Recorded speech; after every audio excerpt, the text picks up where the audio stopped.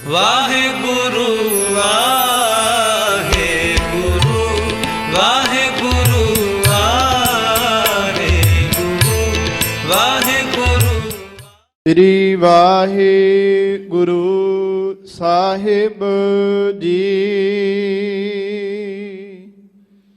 ਤਨਾਸਰੀ ਮਹੱਲਾ ਤੀਜਾ। ਸਦਾ ਧਨ ਅੰਤਰ ਨਾਮ ਸਮਾਲੇ, ਜੀਵ ਜੰਤ ਜਿਨਹਿ ਪ੍ਰਤਪਾਲੇ। ਮੁਕਤ ਪਦਾਰਥ ਤਿਨ ਕਉ ਪਾਏ, ਹਰ ਕੈ ਨਾਮ ਰਤੇ ਲਿਵ ਲਾਏ। ਸਦਾ ਧਨ ਅੰਤਰ ਨਾਮ ਸਮਾਲੇ, ਜੀਵ ਜੰਤ ਜਿਨਹਿ ਪ੍ਰਤਪਾਲੇ। ਮੁਕਤ ਪਦਾਰਥ ਤਿਨ ਕਉ ਪਾਏ, ਹਰ ਕੈ ਨਾਮ ਰਤੇ ਲਿਵ ਲਾਏ। ਗੁਰ ਸੇਵਾ ਤੇ ਹਰ ਨਾਮ ਧਨ ਪਾਵੈ, ਅੰਤਰ ਪਰਗਾਸ ਹਰ ਨਾਮ ਧਿਆਵੈ। ਰਹਾਉ ਇਹੋ ਹਰ ਰੰਗ ਗੂੜਾ ਧਨ ਪਿਰ ਹੋਏ, ਸ਼ਾਂਤ ਸਿਗਾਰ ਰਾਵੇ ਪ੍ਰਭ ਸੋਏ। ਹਉ ਮੈਂ ਵਿੱਚ ਪ੍ਰਭ ਕੋਇ ਨਾ ਪਾਏ,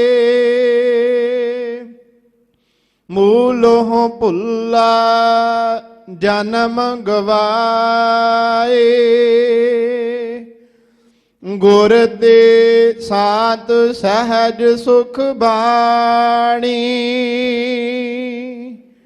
ਸੇਵਾ ਸਾਚੀ ਨਾਮ ਸਮਾਣੀ। ਸ਼ਬਦ ਮਿਲੈ ਪ੍ਰੀਤਮ ਸਦਾ ਧਿਆਏ,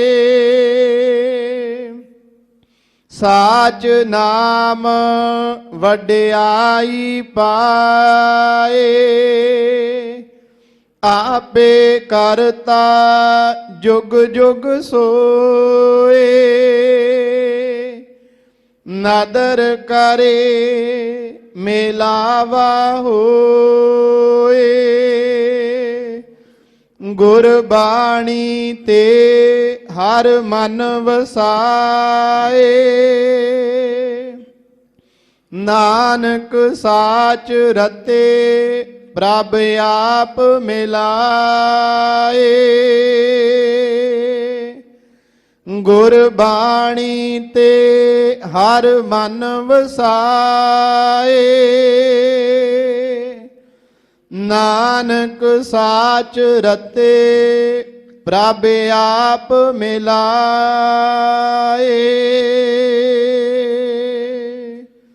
ਵਾਹਿਗੁਰੂ ਜੀ ਕਾ ਖਾਲਸਾ, ਵਾਹਿਗੁਰੂ ਜੀ ਕੀ ਫਤਿਹ। ਪਰਮ ਸਨਮਾਨ ਅਤੇ ਸਤਿਕਾਰਯੋਗ ਸਤਿਗੁਰੂ ਗਰੀਬ ਨਿਵਾਜ਼ ਅੰਤਰਜਾਮੀ ਸੱਚੇ ਪਾਤਸ਼ਾਹ ਜੀ ਦੀ ਸਾਜੀ ਨਵਾਜੀ, ਗੁਰੂ ਸਰੂਪ ਗੁਰੂ ਖਾਲਸਾ ਸਾਧ ਸੰਗਤ ਜੀਓ,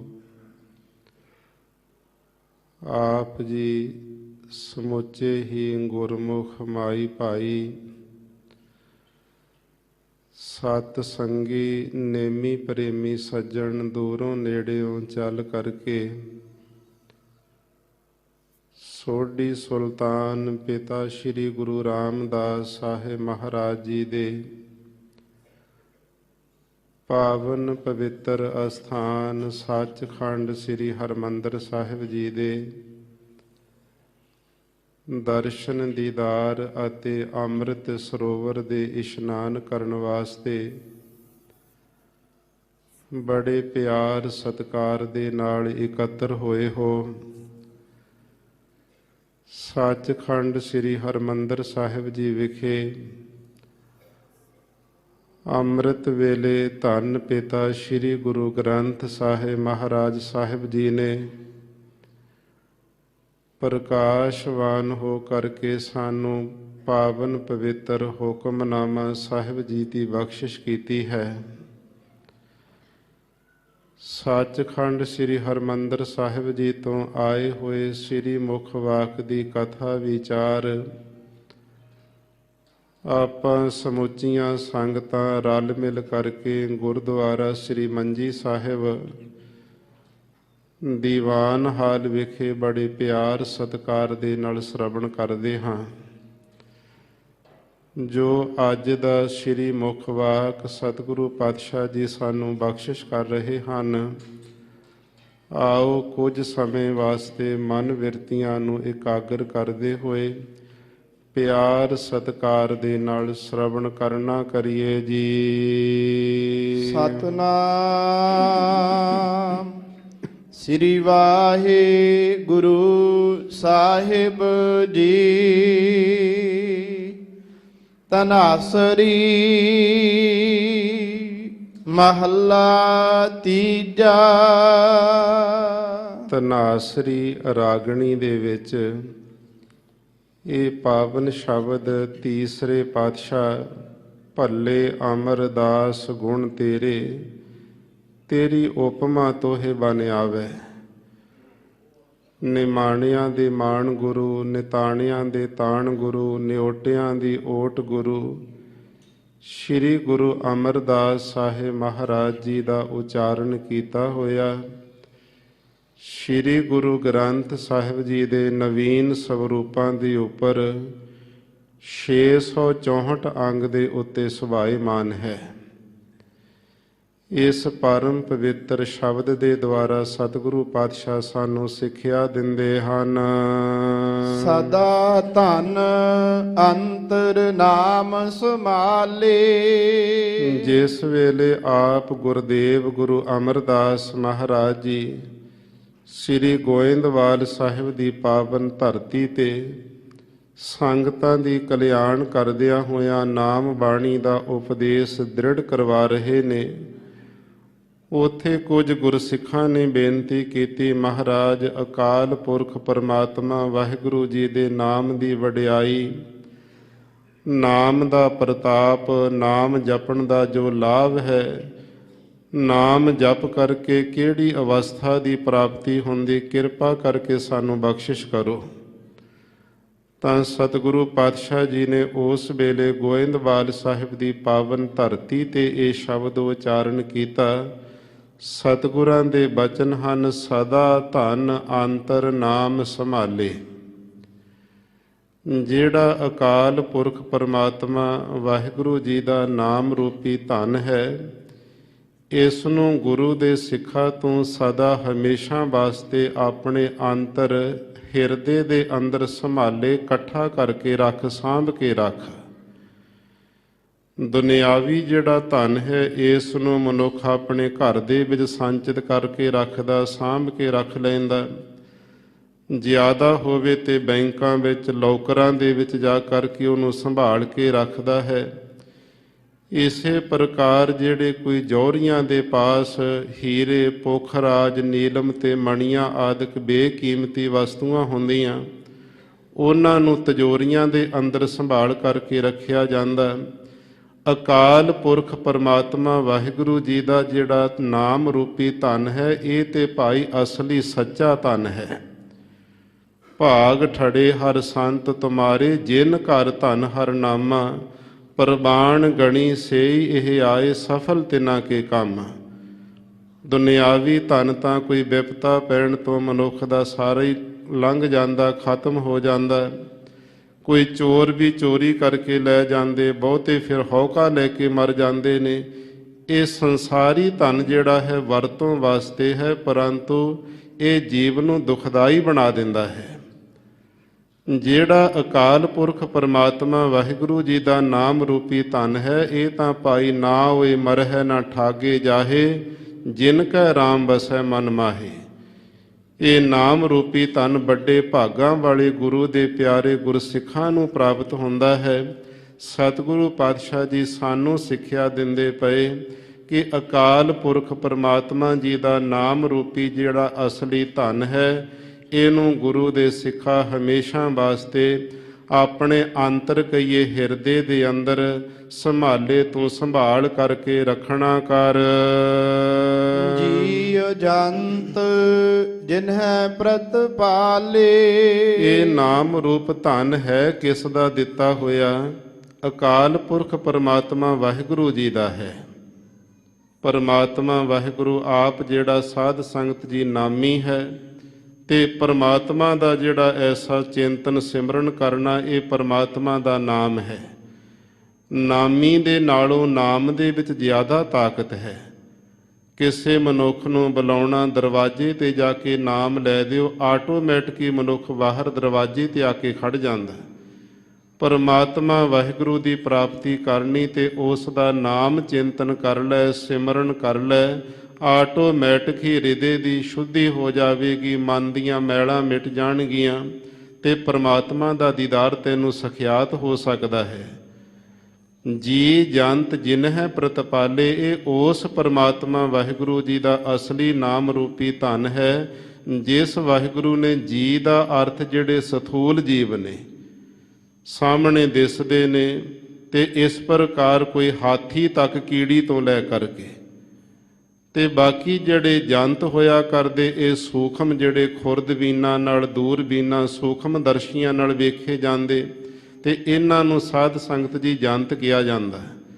ਜਿਸ ਪਰਮਾਤਮਾ ਵਾਹਿਗੁਰੂ ਜੀ ਨੇ ਸਥੂਲ ਤੇ ਸੂਖਮ ਜੀ ਜੰਤ ਵੱਡੇ ਤੋਂ ਲੈ ਕੇ ਛੋਟਿਆਂ ਤੱਕ, ਛੋਟੇ ਤੋਂ ਲੈ ਕੇ ਵੱਡਿਆਂ ਤੋਂ ਵੱਡੇ ਜੀਵਾਂ ਦੇ ਤਾਈਂ, ਪ੍ਰਤ ਦਾ ਅਰਥ ਹੈ ਤਾਈਂ, ਪਾਲੇ ਪਾਲਣਾ ਕੀਤੀ ਹੈ।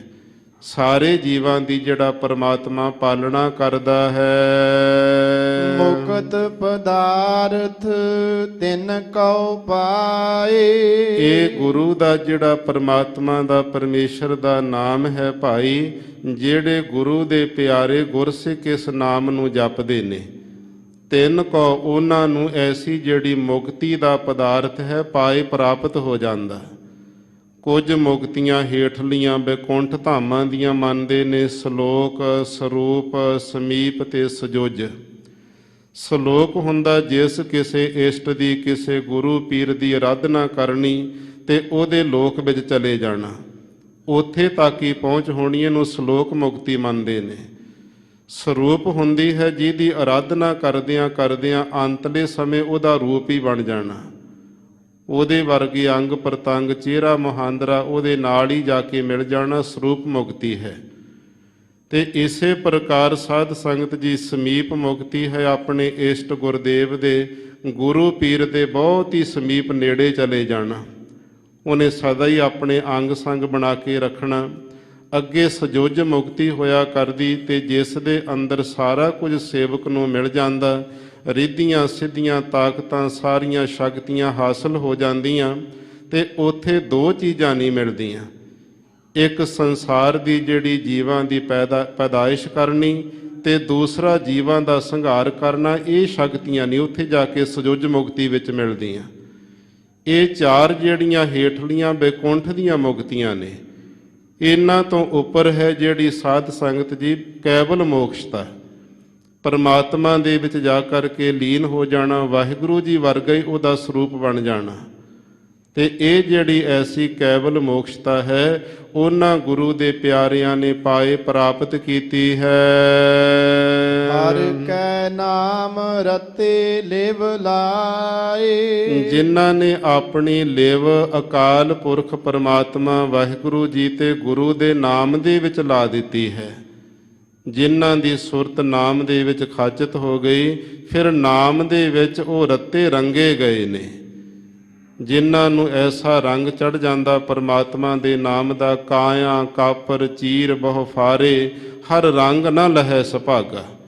ਉਹਨਾਂ ਦੇ ਸਰੀਰ ਫਟ ਜਾਂਦੇ ਨੇ, ਬੰਦ ਕੱਟੇ ਜਾਂਦੇ, ਧੜਾਂ ਨਾਲੋਂ ਸੀਸ ਲੱਥ ਜਾਂਦੇ, ਖੋਪੜੀਆਂ ਲਹਿ ਜਾਂਦੀਆਂ, ਪੁੱਠੀਆਂ ਖੱਲਾਂ ਉਤਰ ਜਾਂਦੀਆਂ, ਪਰੰਤੂ ਜਿਨ੍ਹਾਂ ਨੂੰ ਨਾਮ ਦਾ ਰੰਗ ਲੱਗ ਜਾਂਦਾ ਉਹ ਲਹਿੰਦਾ ਨਹੀਂ ਹੈ। ਗਰੀਬ ਨਵਾਜ਼ ਸਤਿਗੁਰੂ ਪਾਤਸ਼ਾਹ ਕਹਿੰਦੇ, ਮੁਕਤੀ ਰੂਪੀ ਪਦਾਰਥ ਉਹਨਾਂ ਗੁਰਮੁਖਾਂ ਨੇ ਪਾਏ ਪ੍ਰਾਪਤ ਕੀਤਾ ਹੈ, ਜਿਹੜੇ ਪਰਮਾਤਮਾ ਵਾਹਿਗੁਰੂ ਦੇ ਨਾਮ ਦੇ ਵਿੱਚ ਰੱਤੇ ਰੰਗੇ ਗਏ, ਜਿਨ੍ਹਾਂ ਦੀ ਲਿਵ ਸੁਰਤ ਨਾਮ ਦੇ ਵਿੱਚ ਇਸਤਤ ਹੋ ਜਾਂਦੀ ਹੈ। ਗੁਰ ਸੇਵਾ ਤੇ ਹਰ ਨਾਮ ਧਨ ਪਾਵੈ। ਗੁਰ ਸਿੱਖਾਂ ਨੇ ਪੁੱਛਿਆ, ਮਹਾਰਾਜ ਇਹ ਨਾਮ ਰੂਪੀ ਧਨ ਬਹੁਤ ਹੀ ਵਡਮੁੱਲੀ ਜਿਹੜੀ ਦਾਤ ਹੈ, ਇਹ ਪ੍ਰਾਪਤ ਕਿੱਥੋਂ ਹੁੰਦੀ ਹੈ? ਤਾਂ ਗੁਰੂ ਅਮਰਦਾਸ ਮਹਾਰਾਜ ਜੀ ਕਹਿੰਦੇ, ਗੁਰ ਸੇਵਾ ਤੇ ਹਰ ਨਾਮ ਧਨ ਪਾਵੈ। ਗੁਰੂ ਦੀ ਸੇਵਾ ਕਰਨ ਦੇ ਨਾਲ ਭਾਈ ਨਾਮ ਰੂਪੀ ਧਨ ਨੂੰ ਪਾਵੈ, ਪ੍ਰਾਪਤ ਕਰੀਦਾ ਹੈ। ਗੁਰੂ ਪਰਮੇਸ਼ਰ ਰੂਪ ਹੈ ਤੇ ਪਰਮਾਤਮਾ ਚਾਹੇ ਗੁਰੂ ਚਾਹੇ, ਜਿਸ ਵੇਲੇ ਸੇਵਕ ਦੀ ਸੇਵਾ ਥਾਏ ਪੈ ਜਾਂਦੀ, ਉਸੇ ਵੇਲੇ ਨਾਮ ਰੂਪ ਧਨ ਨੂੰ ਹਿਰਦੇ ਦੇ ਵਿੱਚੋਂ ਸਖਿਆਤ ਪ੍ਰਗਟ ਕਰ ਦਿੰਦੇ ਨੇ। ਗੁਰੂ ਦੀ ਸੇਵਾ ਕਰਕੇ, ਕਿਉਂਕਿ ਸੇਵਾ ਦੇ ਨਾਲ ਨਿਰਮਾਣਤਾ ਆ ਜਾਂਦੀ, ਤੇ ਜਦੋਂ ਸੇਵਾ ਹੋਵੇਗੀ ਹੱਥਾਂ ਨਾਲ, ਫਿਰ ਉੱਥੇ ਨਿਮਰਤਾ ਹੋਵੇਗੀ, ਹੰਕਾਰ ਮਿਟ ਜਾਂਦਾ। ਨਿਮਰਤਾ ਜਿਹੜਾ ਨਿਮਾਣਾ ਹਿਰਦਾ ਹੈ, ਨੀਵੇਂ ਥਾਵੇਂ ਪਾਣੀ ਆਟੋਮੈਟਿਕ ਹੀ ਖੜ ਜਾਂਦਾ। ਟਿੱਬਿਆਂ ਦੇ ਉੱਤੇ ਪਹਾੜਾਂ ਤੇ ਪਾਣੀ ਲੈ ਕੇ ਜਾਣਾ ਲੱਖਾਂ ਸਾਧਨ ਕਰਨੇ ਪੈਂਦੇ ਨੇ। ਗੁਰੂ ਦੀ ਸੇਵਾ ਕਰਕੇ ਸਿੱਖ ਦੇ ਹਿਰਦੇ ਅੰਦਰ ਨਿਰਮਾਣਤਾ ਭਾਵ ਆ ਜਾਂਦਾ। ਜਦੋਂ ਨਿਮਰਤਾ ਆ ਜਾਂਦੀ, ਆਟੋਮੈਟਿਕ ਹੀ ਨਾਮ ਰੂਪ ਧਨ ਹਿਰਦੇ ਵਿੱਚ ਆ ਕੇ ਟਿਕ ਜਾਂਦਾ ਹੈ। ਗੁਰੂ ਦੀ ਸੇਵਾ ਕਰਨ ਦੇ ਨਾਲ ਨਾਮ ਰੂਪ ਧਨ ਦੀ ਪਾਵੈ ਪ੍ਰਾਪਤੀ ਕਰੀਦੀ ਹੈ। ਅੰਤਰ ਪਰਗਾਸ ਹਰ ਨਾਮ ਧਿਆਵੈ। ਨਾਮ ਜਪਣ ਦਾ ਸਤਿਗੁਰੂ ਪਾਤਸ਼ਾਹ ਲਾਭ ਦੱਸਦੇ ਨੇ। ਜਿਹੜਾ ਗੁਰੂ ਦਾ ਪਿਆਰਾ ਹਰੀ ਦੇ ਨਾਮ ਨੂੰ ਧਿਆਵੇ, ਧਿਆਉਂਦਾ ਹੈ ਧਿਆਕਾਰ ਬਿਰਤੀ ਦੇ ਦੁਆਰਾ, ਫਿਰ ਉਸ ਗੁਰਸਿੱਖ ਦੇ ਅੰਦਰ ਜਪੇ ਹੋਏ ਨਾਮ ਦੇ ਸਦਕਾ ਪਰ ਵਿਸ਼ੇਸ਼ ਕਰਕੇ ਗਾਸ ਗਿਆਨ ਹੋ ਜਾਂਦਾ ਹੈ। ਅੰਤਰ ਆਤਮੈ ਗਿਆਨ ਇੱਕ ਤੇ ਸੰਸਾਰੀ ਜਿਹੜੀ ਨੌਲੇਜ ਵਧਾਉਣ ਵਾਸਤੇ ਕਿਤਾਬਾਂ ਪੁਸਤਕਾਂ ਦਾ ਗਿਆਨ ਹੈ, ਇੱਕ ਹੁੰਦਾ ਗੁਰਮੁਖਾਂ ਦੇ ਅੰਦਰ ਅਨੁਭਵਤਾ ਦਾ ਗਿਆਨ।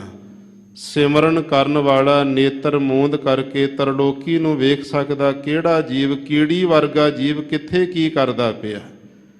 ਸਾਡੀਆਂ ਜਿਹੜੀਆਂ ਦ੍ਰਿਸ਼ਟੀਆਂ ਚਮੜੇ ਨੂੰ ਪਰਖਣ ਵਾਲੀਆਂ ਸਰੀਰਾਂ ਦੀ ਪਰਖ ਕਰਦੇ, ਤੇ ਗੁਰੂ ਦੇ ਪਿਆਰੇ ਸਿਮਰਨ ਕਰਨ ਵਾਲੇ ਅੰਤਰ ਆਤਮੈ ਟੁੰਬਦੇ ਨੇ। ਇਹ ਰੂਹ ਕਿਹੜੀ ਹੈ, ਕਿਹੜੀ ਜੂਨ ਵਿੱਚੋਂ ਆਈ, ਪਿਛਲਾ ਜਨਮ ਕੀ ਸੀ ਤੇ ਕੀ ਇਹਦੇ ਕਰਮ ਹਨ, ਉਹ ਇਸ ਪ੍ਰਕਾਰ ਵੇਖ ਲੈਂਦੇ ਨੇ। ਇਹ ਜਿਹੜਾ ਐਸਾ ਗਿਆਨ ਹੈ, ਅੰਤਰ ਆਤਮੈ ਪ੍ਰਗਾਸ਼ ਹੈ, ਇਹ ਪਰਮਾਤਮਾ ਦੇ ਨਾਮ ਦੇ ਸਦਕਾ ਹੁੰਦਾ ਹੈ।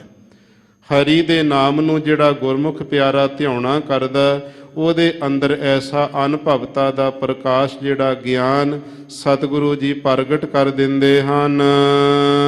ਰਹਾਉ ਵਿਸਰਾਮ ਦੇ ਕੇ, ਅਸਥਾਈ ਦੇ ਕੇ ਸਤਿਗੁਰੂ ਜੀ ਉਚਾਰਨ ਕਰ ਰਹੇ ਹਨ।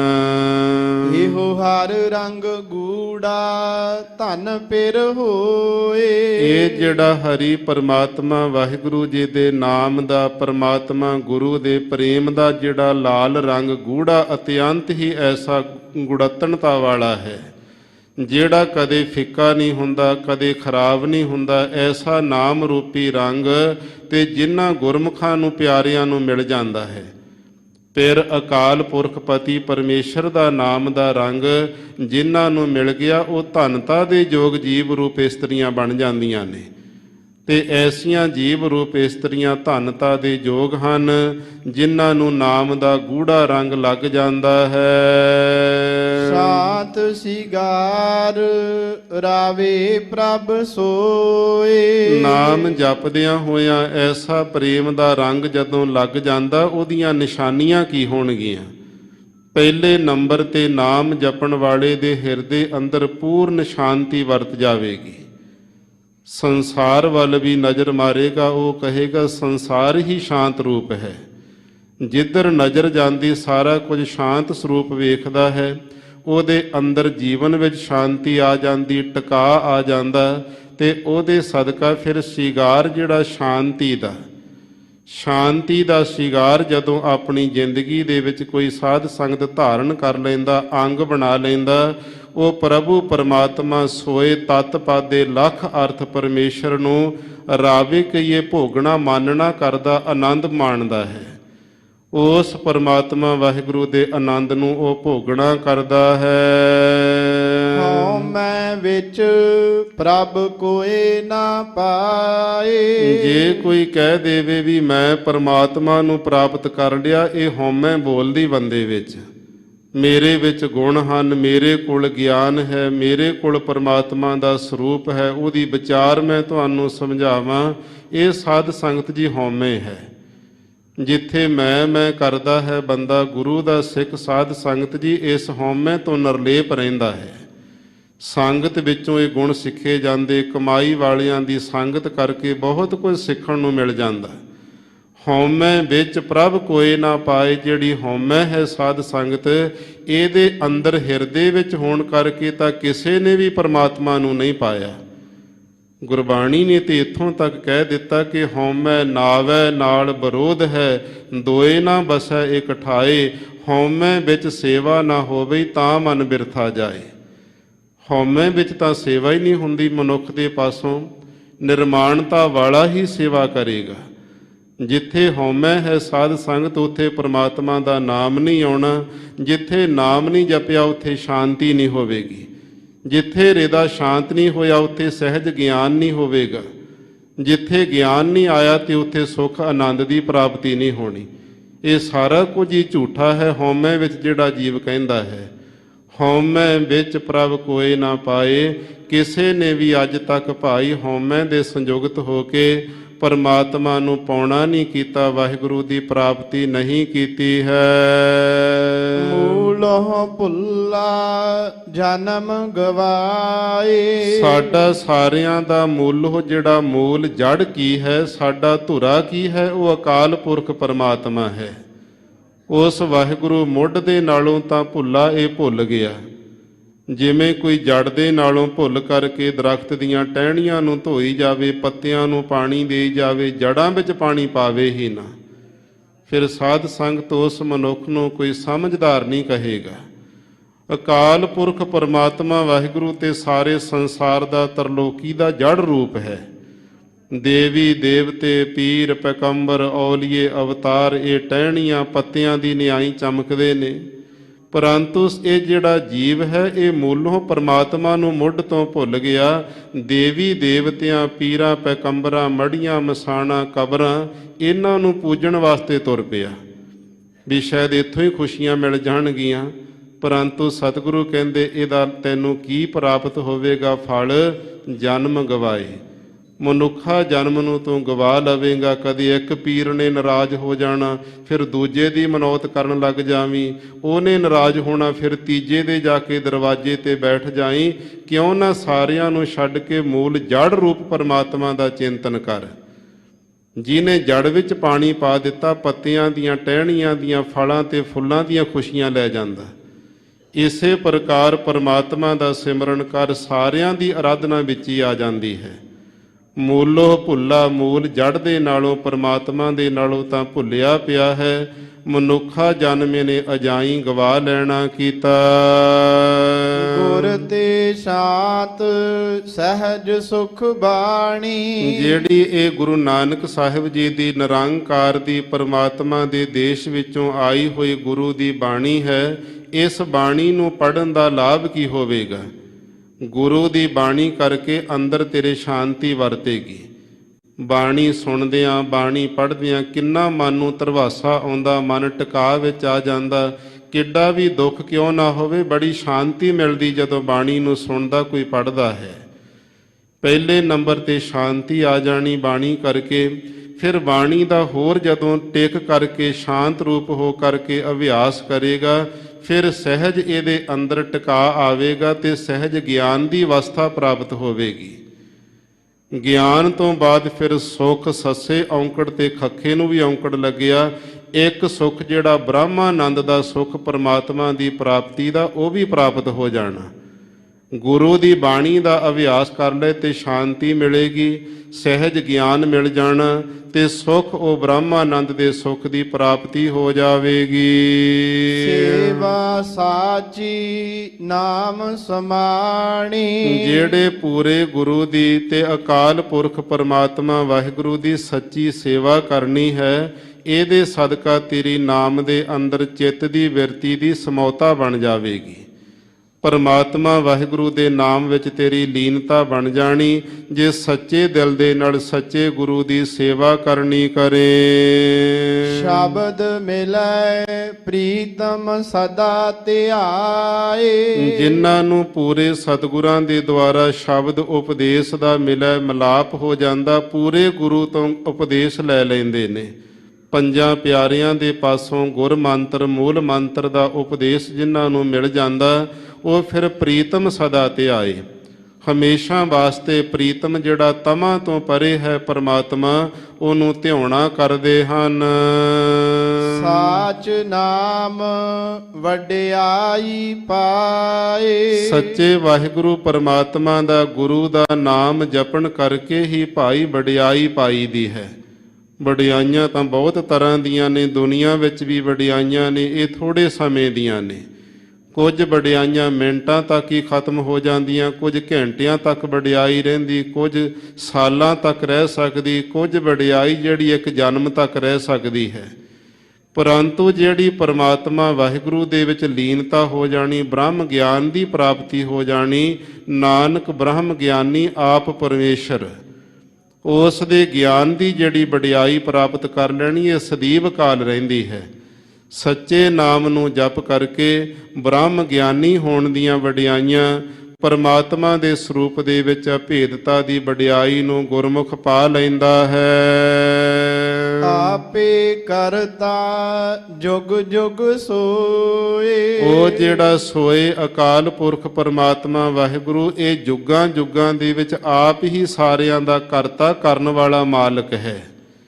ਜੁਗ ਦਾ ਅਰਥ ਦੋ ਹੁੰਦਾ, ਇੱਥੇ ਦੋ ਵਾਰੀ ਜੁਗ ਜੁਗ ਸ਼ਬਦ ਆਇਆ। ਦੋ ਤੇ ਦੋ ਜਿਹੜੇ ਚਾਰ ਯੁਗ ਨੇ, ਸਤਿਯੁਗ, ਤ੍ਰੇਤਾ, ਦੁਆਪਰ ਤੇ ਕਲਯੁਗ। ਇਹਨਾਂ ਯੁੱਗਾਂ ਦੇ ਅੰਦਰ ਜਿੰਨੇ ਵੀ ਜੀਵ ਪੈਦਾ ਕੀਤੇ, ਕੋਈ ਰਿਸ਼ੀ ਪੈਦਾ ਕੀਤੇ, ਕੋਈ ਇਸ ਪ੍ਰਕਾਰ ਦੇਵਤੇ ਬਣਾਏ ਪਰਮਾਤਮਾ ਨੇ, ਕੋਈ ਮਨੁੱਖ ਪੈਦਾ ਕੀਤੇ, ਕੋਈ ਦੈਂਤ ਬਣਾਏ, ਜਿੰਨੇ ਵੀ ਜੀਵ ਪੈਦਾ ਕੀਤੇ ਨੇ, ਸਾਰਿਆਂ ਦਾ ਕਰਤਾ ਉਹ ਮਾਲਕ ਵਾਹਿਗੁਰੂ ਆਪ ਹੈ। ਜੁਗਾਂ ਜੁਗਾਂ ਦੇ ਵਿੱਚ ਜਿੰਨੇ ਵੀ ਜੀਵ ਸਾਜੇ ਨੇ, ਸਭਨਾਂ ਦਾ ਆਪ ਹੀ ਕਰਤਾ ਪੁਰਖ ਪਰਮਾਤਮਾ ਮਾਲਕ ਹੈ। ਨਦਰ ਕਰੇ ਮਿਲਾਵਾ ਹੋਏ। ਜਿਨ੍ਹਾਂ ਜੀਵਾਂ ਦੇ ਉੱਤੇ ਆਪਣੀ ਵਿਸ਼ੇਸ਼ ਨਦਰ ਕਿਰਪਾ ਦੀ ਦ੍ਰਿਸ਼ਟੀ ਪਾ ਦਿੰਦਾ, ਉਹਨਾਂ ਦਾ ਫਿਰ ਪਰਮਾਤਮਾ ਵਿੱਚ ਮਿਲਾਵਾ ਮਿਲਾਪ ਹੋ ਜਾਂਦਾ ਹੈ।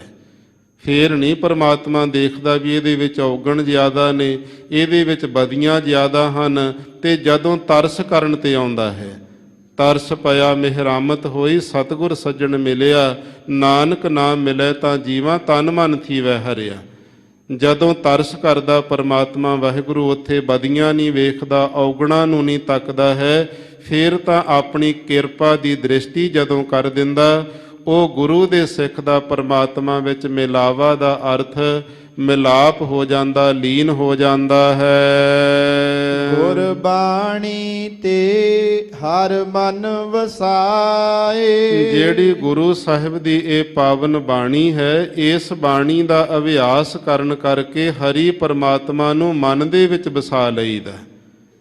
ਬਾਣੀ ਦੇ ਅੰਦਰ ਇੰਨੀ ਤਾਕਤ ਕਿਉਂ ਹੈ? ਸਤਿਗੁਰੂ ਕਹਿੰਦੇ ਬਾਣੀ ਗੁਰੂ, ਗੁਰੂ ਹੈ ਬਾਣੀ, ਵਿੱਚ ਬਾਣੀ ਅੰਮ੍ਰਿਤ ਸਾਰੇ। ਇਹ ਬਾਣੀ ਜਿਹੜਾ ਸਾਡਾ ਸਾਧ ਸੰਗਤ ਜੀ ਗੁਰੂ ਹੈ, ਇਸ਼ਟ ਹੈ, ਤੇ ਗੁਰੂ ਕੀ ਨਹੀਂ ਕਰ ਸਕਦਾ? ਇਸ ਲਈ ਫਿਰ ਜਿਹੜੀ ਗੁਰਬਾਣੀ ਹੈ ਕੀ ਨਹੀਂ ਕਰ ਸਕਦੀ ਹੈ? ਗੁਰਬਾਣੀ ਤੇ ਹਰ ਮਨ ਵਸਾਏ। ਗੁਰੂ ਦੀ ਬਾਣੀ ਦਾ ਅਭਿਆਸ ਕਰਨ ਦੇ ਨਾਲ ਹਰੀ ਪਰਮਾਤਮਾ ਦੇ ਸਰੂਪ ਨੂੰ ਮਨ ਵਿੱਚ ਵਸਾ ਲਈਦਾ ਹੈ। ਨਾਨਕ ਸਾਚ ਰਤੇ ਪ੍ਰਭ ਆਪ ਮਿਲਾਏ। ਸਤਿਗੁਰੂ ਪਾਤਸ਼ਾਹ ਮਹਾਰਾਜ ਜੀ ਕਹਿੰਦੇ, ਜਿਨ੍ਹਾਂ ਨੂੰ ਪ੍ਰਭੂ ਪਰਮਾਤਮਾ ਨੇ ਆਪਣੇ ਨਾਲ ਮਿਲਾ ਲੈਣਾ ਕੀਤਾ, ਉਹ ਸੱਚੇ ਅਕਾਲ ਪੁਰਖ ਪਰਮਾਤਮਾ ਦੇ ਨਾਮ ਦੇ ਵਿੱਚ ਰੱਤੇ ਰੰਗੇ ਗਏ ਨੇ। ਨਾਮ ਦੀ ਰੰਗਤ ਵੀ ਉਹਨਾਂ ਗੁਰਮੁਖਾਂ ਨੂੰ ਲੱਗਦੀ ਜਿਨ੍ਹਾਂ ਦੇ ਉੱਤੇ ਆਪ ਉਹ ਪਰਮਾਤਮਾ ਕਿਰਪਾ ਕਰ ਦੇਵੇ, ਦਇਆ ਦ੍ਰਿਸ਼ਟੀ ਪਾ ਦੇਣੀ ਕਰੇ। ਫਿਰ ਪਰਮਾਤਮਾ ਦਾ ਨਾਮ ਦੇ ਵਿੱਚ ਮਨ ਦੀ ਜਿਹੜੀ ਸਾਧ ਸੰਗਤ ਜੀ ਬਿਰਤੀ, ਇਹ ਰੰਗੀ ਜਾਂਦੀ ਹੈ। ਆਪਣੇ ਆਪ ਤੇ ਨਾਮ ਦਾ ਰੰਗ ਨਹੀਂ ਲੱਗਦਾ। ਢਿੰਗੋ ਜੋਰੀ ਨਾਲ ਹੱਠ ਕਰਕੇ ਬੰਦਾ ਕਹੇ ਨਾਮ ਮਨ ਵਿੱਚ ਵਸਾ ਲਵਾਂਗਾ, ਇਹ ਤਾਂ ਗੁਰੂ ਦੀ ਕਿਰਪਾ ਪਰਮਾਤਮਾ ਦੀ ਦਇਆ ਦ੍ਰਿਸ਼ਟੀ ਨਾਲ ਹੀ ਹੁੰਦਾ ਹੈ। ਕਿੰਨੇ ਜੀਵ ਵੇਖੇ, ਕਰੋੜਾਂ ਕਰੋੜਾਂ ਦੀ ਗਿਣਤੀ ਵਿੱਚ ਉਹ ਜਾਪ ਕਰਦੇ ਨੇ, ਕਰੀ ਜਾਂਦੇ, ਕੀਤਾ ਹੈ, ਕਹਿੰਦੇ ਹਾਲੇ ਗੱਲ ਨਹੀਂ ਬਣੀ ਹੈ। ਇਹ ਤਾਂ ਪਰਮਾਤਮਾ ਵਾਹਿਗੁਰੂ ਜਦੋਂ ਆਪਣੀ ਸਵੱਲੀ ਦ੍ਰਿਸ਼ਟੀ ਪਾ ਦਿੰਦਾ, ਫਿਰ ਪਰਮਾਤਮਾ ਵਾਹਿਗੁਰੂ ਆਪਣਾ ਨਾਮ ਹਿਰਦੇ ਦੇ ਵਿੱਚ ਟਿਕਾ ਦਿੰਦਾ ਹੈ।